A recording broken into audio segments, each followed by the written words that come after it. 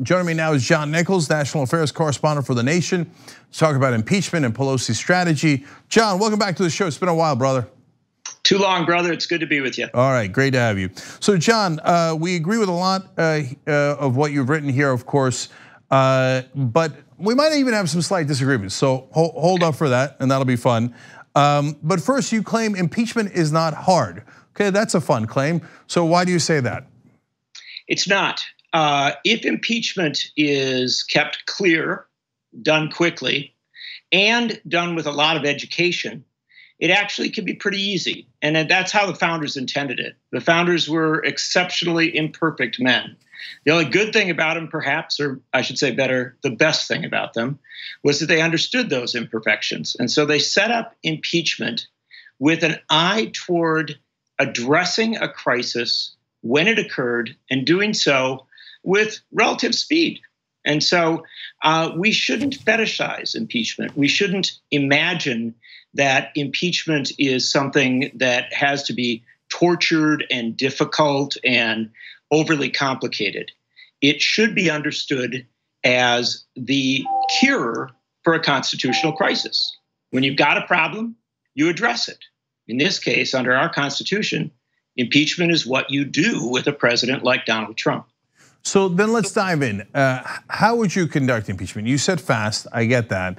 But what are the implications of that? And how do you think that the Democrats should proceed going forward on inquiries, hearings, court proceedings, in that what you have is a fairly narrow period of time before they vote on impeachment? Sure. Look, I'm not setting the timetable. I understand that it can vary and that things can happen along the way. Literally today, things are happening that are so monumental that they can affect things. But let's keep a basic concept here. There are dozens, perhaps hundreds of reasons why you might want to impeach Donald Trump. Many of them are valid. We could go through all of them. We could spend the next 6-7 hours doing so. But there are a handful of issues that are clearly defined at this moment, that are in the people's mind, and that there's surprisingly strong agreement should be addressed. First, everything coming off this Ukrainian imbroglio, for lack of a better term. Second, there's clearly an emoluments clause argument. It's so well established. Congressman Steve Cohen from Tennessee, who chairs the Constitution Subcommittee on Judiciary, said several weeks ago that you could just move right now on emoluments. And then I would argue there's a third very strong argument on cover-up. The evidence is there, it's clear. And frankly, you could put a lot of the efforts to slow impeachment down by the administration into a cover-up charge, just keep piling them in there. How long does it take to investigate these? And frankly, to investigate whether anything else should be added? I think it's reasonable to say 3 or 4 weeks. Congress isn't supposed to move at a snail's pace. I'm glad that Adam Schiff is not going on recess, that he is in fact going to keep his committee going. I think other committees should as well. But it's reasonable to suggest that the files, if you will, from the various committees could be sent to Judiciary by, say, November 1st. That after a weekend at Jerry Nadler's house, or whatever you want to call it, folks can sit down and put forward a group of articles of impeachment. They can debate them for a few days. They can have some hearings. The committee ought to vote, and then it ought to send it to the full Congress, for the full House, I should say, for a rich and robust debate that reasonably could be done by Thanksgiving. So, John, I have a technical question here. Sure. So for Nixon, for example, they did 3 articles of impeachment, and obviously Nixon resigned before he was actually impeached, but those are the 3 grounds basically for his impeachment. If they do similar actions here, let's say it's 1, let's say it's 3, it doesn't matter. Can they add articles of impeachment later if they find out new material? So for example, a fact pattern there would be, hey, we did Ukraine, we did emoluments, let's call it 2 articles of impeachment on that. But hey, his tax records came in afterwards, and it turns out, oh my God, he was been money laundering for the Russians. We're gonna add that as an article of impeachment later, even though, I mean, there's different layers of the process, right? They've already voted, or it's already gone to the Senate. So how does that work? Well, that is a very good question. The Constitution mentions impeachment, about 6 times. Often it's a quick word here or there. So it doesn't really lay out a specific structure. It's not as strict as some people think. What that means is that Congress itself gets to decide.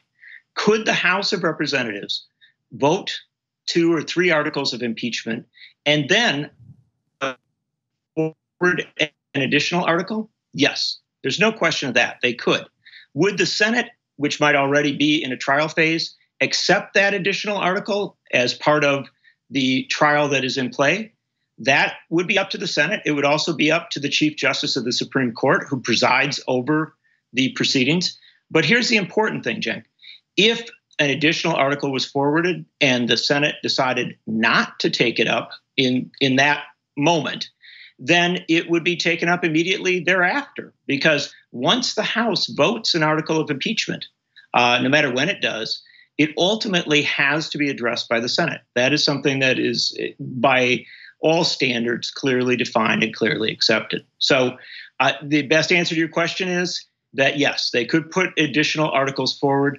And from a practical standpoint, there is a good chance that they might be added to a process if the process isn't already too far down the track. Right, and even Mitch McConnell has said if the House passes articles of impeachment, I must do a trial in the Senate. I think that that's constitutionally indisputable, but it's also politically relevant that McConnell is saying he will not fight it. I think that's an interesting sign, because it doesn't matter how constitutionally clear things are, McConnell will usually fight it, and in this case, he's not. So a bit of a sign there. But let's talk strategy here for a second, both political and legal. So I don't have an issue as much about the speed at which they do it. I hope they could do it very quickly. That would, of course, be ideal. I don't want it dragging out too long into the election cycle, and then that becomes a mess. By the way, it doesn't have to be a mess, but it could be. I understand that, right? But the upside of going broader rather than narrower is you get to lay out a case on all of these issues that he has done wrong. So the Democrats have never put forward the case on obstruction when there's an excellent case to be made. They've never put forward the case on campaign finance reform violations when his co-conspirator sits in prison right now. So the argument would be for going broader is, let's finally make the case against Donald Trump. It's a fair argument. And as long as the case is clear and really understandable, that the average person can say, yeah, that really ought to be in there, then I have no problem with it. I'm not here to dictate a specific number.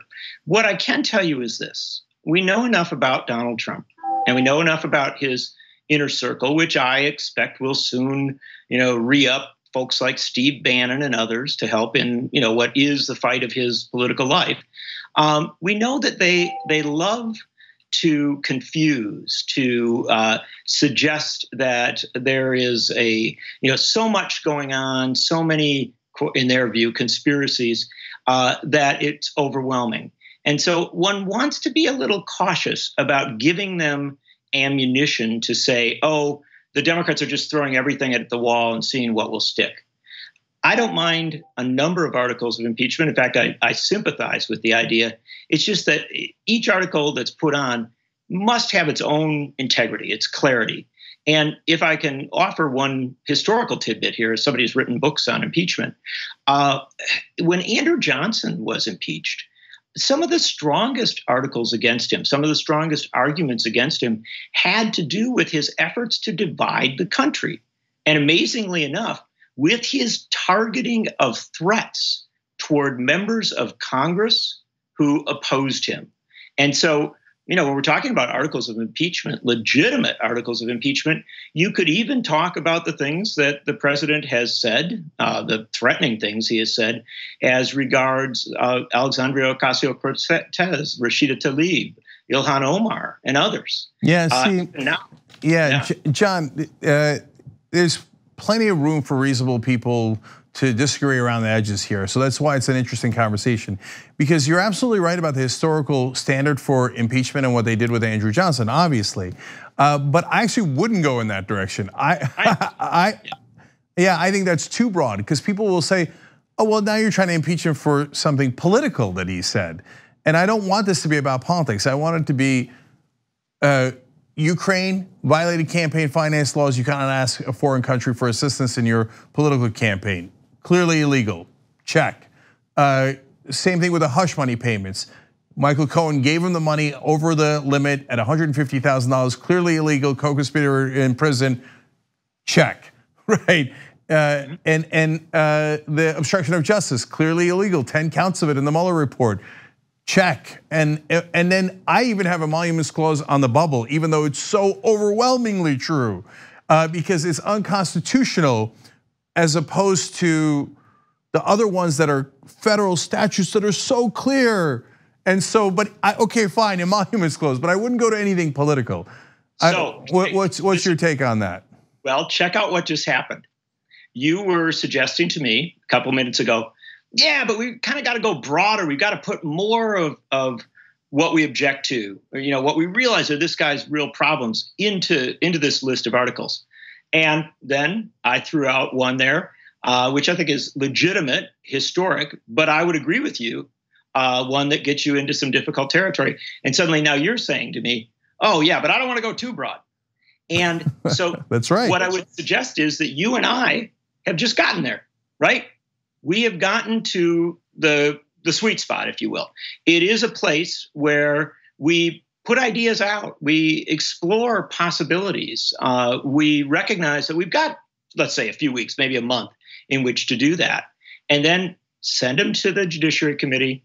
Let very capable people like Jerry Nadler, Jamie Raskin, Pramila Jayapal, and others work on these issues, work them over. These are smart, capable people. They are both legally skilled, constitutionally skilled also, but they're also folks who have political knowledge, who have political skills.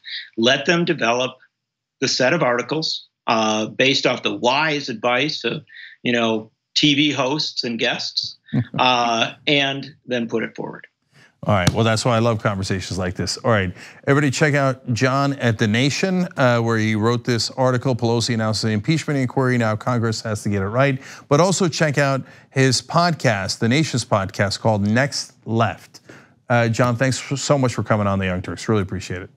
It's an honor to be with you, my friend. The TYT Plus app is now available on iOS and Android. Download to get more TYT content at tyt.com/app.